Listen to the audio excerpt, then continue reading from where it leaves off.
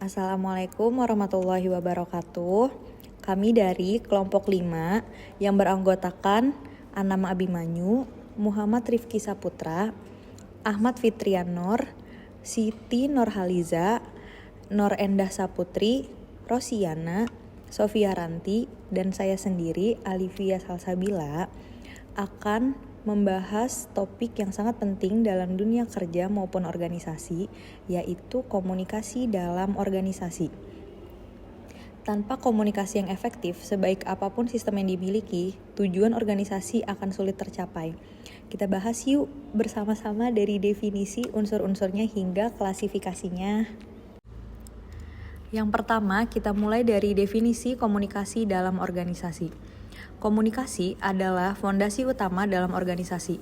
Menurut Robbins, komunikasi adalah proses transfer makna antar individu melalui penggunaan simbol-simbol atau tanda-tanda. Dalam konteks organisasi, komunikasi ini bukan hanya menyampaikan informasi, tapi juga menciptakan pemahaman yang sama. Misalnya, seorang manajer memberikan instruksi kepada timnya tentang target mingguan. Jika komunikasinya jelas dan tim bisa memahaminya, maka target lebih mungkin cepat tercapai. Tapi, jika komunikasinya ambigu, malah menimbulkan kebingungan dan konflik. Selain itu, komunikasi juga bisa membangun hubungan kerja yang baik, menciptakan lingkungan kerja yang sehat, serta meningkatkan motivasi anggota tim. Lalu yang kedua, ada unsur-unsur dalam proses komunikasi. Proses komunikasi terdiri dari beberapa unsur yang penting. Yang pertama ada sender atau pengirim. Itu adalah orang yang menginisiasi pesan. Lalu yang kedua ada encoding atau penyandian. Penyandian adalah proses menyusun pesan dalam bentuk simbol atau bahasa. Yang ketiga ada message atau pesan. Ialah informasi yang ingin disampaikan. Yang keempat ada channel atau saluran, yang bermaksud media yang digunakan bisa lisan, tulisan, atau media digital. Lalu yang kelima ada receiver atau penerima atau orang yang menerima pesan. Yang keenam ada decoding atau penafsiran, itu adalah proses penerima dan memahami pesan. Yang ketujuh ada feedback atau umpan balik, itu adalah tanggapan dari penerima yang memberitahu apakah pesan bisa dipahami atau tidak. Lalu yang terakhir ada noise atau gangguan, segala hal yang menghambat proses komunikasi, bisa teknis seperti suara bising atau psikologis seperti prasangka-prasangka. Contoh kasusnya adalah seorang supervisor mengirimkan pesan melalui WhatsApp kepada karyawan tentang perubahan shiftnya. Tapi karena pesan dikirim larut malam dan terlalu panjang tanpa penekanan yang jelas, si penerima salah paham. Ia datang pagi padahal seharusnya sore. Nah, ini adalah contoh noise karena pesan tidak disusun dengan baik dan tidak ada feedback yang memastikan penerima benar-benar memahami pesan yang dikirimkan. Selanjutnya, saya akan membahas klasifikasi komunikasi berdasarkan cara penyampaiannya. Komunikasi bisa dibedakan berdasarkan cara penyampaiannya. Yang pertama ada tertulis seperti surat, memo, email. Yang kedua ada visual yang menggunakan gambar, grafik, atau slide presentasi. Yang ketiga ada verbal atau lisan seperti tatap muka, telepon yang biasanya terjadi dalam rapat-rapat. Yang terakhir ada nonverbal atau bahasa tubuh. Terkadang diam saja bisa menyampaikan pesan yang kuat seperti kekecewaan atau ketidaksetujuan. Menurut Mehrabian, dalam komunikasi antar pribadi, sekitar 55% komunikasi disampaikan melalui ekspresi wajah dan bahasa tubuh. Sisanya, 38% dari nada suara dan 7% hanya dari kata-kata. Lalu selanjutnya ada klasifikasi komunikasi berdasarkan konteksnya. Yang pertama ada komunikasi formal, contoh komunikasi resmi yang sesuai struktur organisasi. Contohnya laporan mingguan dari bawahan ke atasan. Lalu yang kedua ada informal yang disampaikan lebih santai, bisa terjadi di luar jadwal kerja atau obrolan antar kolega. Contoh, mengobrol di pantry kantor soal proyek di saat jam istirahat. Meski informal, komunikasi ini bisa sangat berpengaruh karena bisa menciptakan kedekatan dan mempercepat koordinasi. Lalu selanjutnya yang ketiga ada Klasifikasi komunikasi berdasarkan ruang lingkup. Dibagi menjadi dua, ada internal dan eksternal. Internal itu merupakan pertukaran informasi di dalam organisasi, misalnya email di antar divisi. Lalu yang kedua ada eksternal, yaitu komunikasi keluar, seperti perusahaan berbicara kepada pelanggan atau media. Misalnya brand melakukan kampanye iklan atau menjawab isu lewat siaran pers. Contoh nyatanya adalah saat perusahaan Gojek membuat pengumuman di media sosial saat ada masalah sistem. Itu bagian komunikasi eksternal yang sangat penting untuk menjaga reputasi. Lalu selanjutnya ada klasifikasi komunikasi berdasarkan tujuan komunikasi. Tujuannya itu dibagi menjadi 5. Yang pertama ada wawancara yang bertujuan untuk menggali informasi dan menilai karakter orang tersebut. Yang kedua ada pidato, memberikan informasi kepada banyak orang. Yang ketiga ada persuasif atau membujuk dan mempengaruhi orang untuk membeli produk tersebut seperti promosi produk yang kita jual. Yang keempat ada instruksif, memberikan perintah atau arahan yang jelas. Yang kelima ada ceramah, menyampaikan pengetahuan secara runtut dan formal. Contoh persuasif dalam organisasi adalah HR mencoba membujuk karyawan untuk ikut pelatihan tambahan demi pengembangan diri. Lalu yang kelima dari klasifikasi komunikasi adalah berdasarkan jumlah peserta dan aliran komunikasi. Yang pertama ada intrapersonal dalam diri sendiri, misalnya berpikir atau menyusun strategi. Yang kedua ada interpersonal atau dua orang yang saling bertatap muka. Yang ketiga adalah kelompok yang berisi 3 orang atau lebih. Yang keempat ada organisasi, yaitu komunikasi antar bagian dalam struktur organisasi. Selanjutnya ada publik yang ditunjukkan kepada audiens seperti pidato CEO. Atau yang terakhir ada massa yang disampaikan melalui media massa. Lalu ada aliran komunikasi dalam organisasi. Yang pertama ada downward, dari atasan ke bawahan. Contohnya instruksi kerja dari atasan ke bawahan. Lalu ada upward, dari bawahan ke atasan. Contohnya seperti laporan atau saran dari bawahan untuk atasan. Selanjutnya ada horizontal, antar sesama level, misalnya kerjasama, antar supervisor dan sebagainya. Yang terakhir ada diagonal atau antar individu beda divisi tetapi beda level.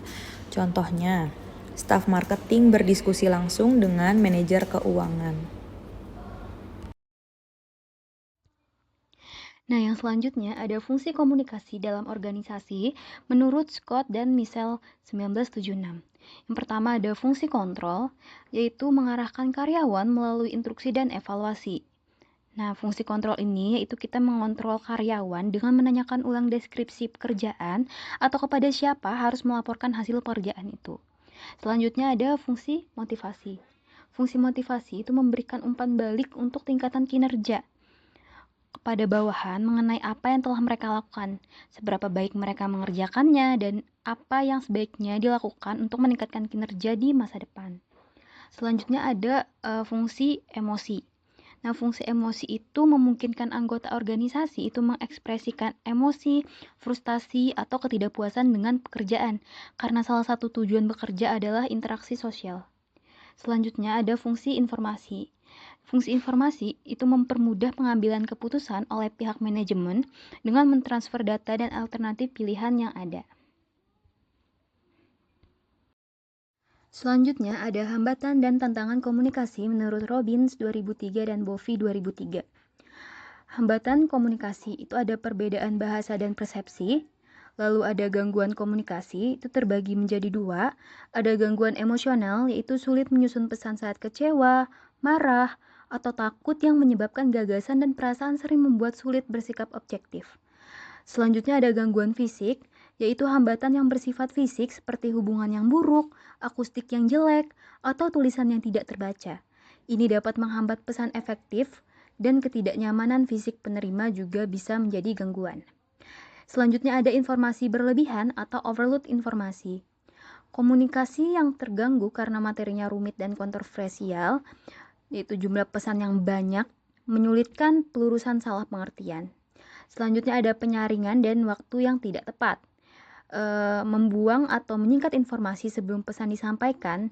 Jika hal ini dilakukan, mutu informasi akan terpengaruh dan komunikasi efektif terhambat.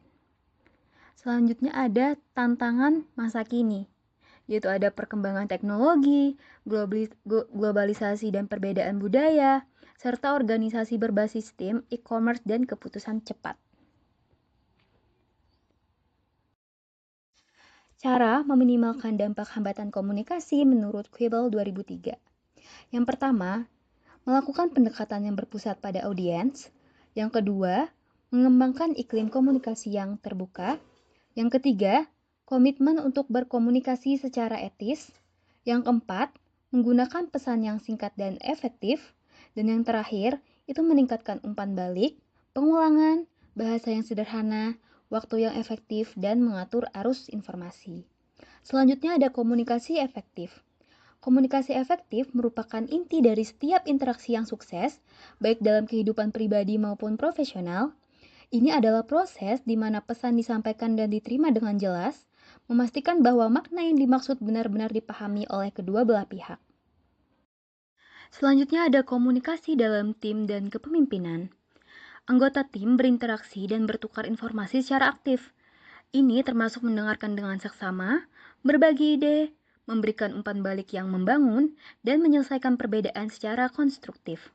Pemimpin yang efektif sangat mengandalkan komunikasi untuk berbagai hal, seperti menetapkan visi dan misi tim agar semua orang selaras dengan tujuan organisasi. Selanjutnya, budaya organisasi. Budaya organisasi merupakan kumpulan nilai, kepercayaan, norma, dan kebiasaan yang mempengaruhi cara karyawan berinteraksi, baik di dalam maupun di luar perusahaan. Komunikasi berperan penting dalam membentuk dan menjaga budaya ini. Budaya dibangun melalui cerita, simbol, ritual, dan bahasa yang konsisten dalam komunikasi internal. Selanjutnya ada teknologi. Teknologi merupakan berbagai alat dan sistem seperti internet, email, voicemail, hingga ponsel yang telah secara fundamental mengubah cara berkomunikasi yang dulunya terbatas menjadi komunikasi yang dapat terhubung kapan saja dan di mana saja, serta jauh lebih cepat dan mudah. Saya akan membacakan kesimpulan dari materi komunikasi dalam organisasi. Jadi, komunikasi adalah fondasi penting dalam organisasi yang melibatkan pengiriman dan penerimaan pesan untuk mencapai saling pengertian. Proses komunikasi mencakup pengirim, penyandian, pesan, saluran, penerima, penafsiran, umpan balik, dan gangguan. Komunikasi diklasifikasikan berdasarkan cara penyampaian, tertulis, visual, lisan, nonverbal, lalu konteks, formal, informal, lalu ruang lingkup, internal, eksternal, lalu tujuan, wawancara, pidato, persuasif, perintah, dan ceramah, dan jumlah peserta, yaitu interpersonal, interpersonal, kelompok, organisasi, publik, atau massa. Aliran komunikasi bisa atas bawah, bawah atas, horizontal, atau diagonal. Fungsinya mencakup kontrol, motivasi, ekspresi emosi, dan penyampaian informasi. Hambatan komunikasi meliputi perbedaan bahasa, gangguan emosional dan fisik, informasi berlebih, serta penyaringan umpan balik. Komunikasi efektif meningkatkan produktivitas, hubungan, moral, pengambilan keputusan, dan mengurangi konflik. Dalam tim dan kepemimpinan, komunikasi mencakup mendengarkan, berbagi ide, dan menyelesaikan konflik.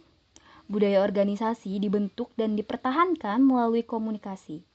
Teknologi mempercepat dan mempermudah komunikasi, tapi juga membawa tantangan seperti informasi berlebih dan masalah keamanan. Tantangan komunikasi masa kini mencakup pengembangan teknologi, globalisasi, perbedaan budaya, dan organisasi berbasis tim.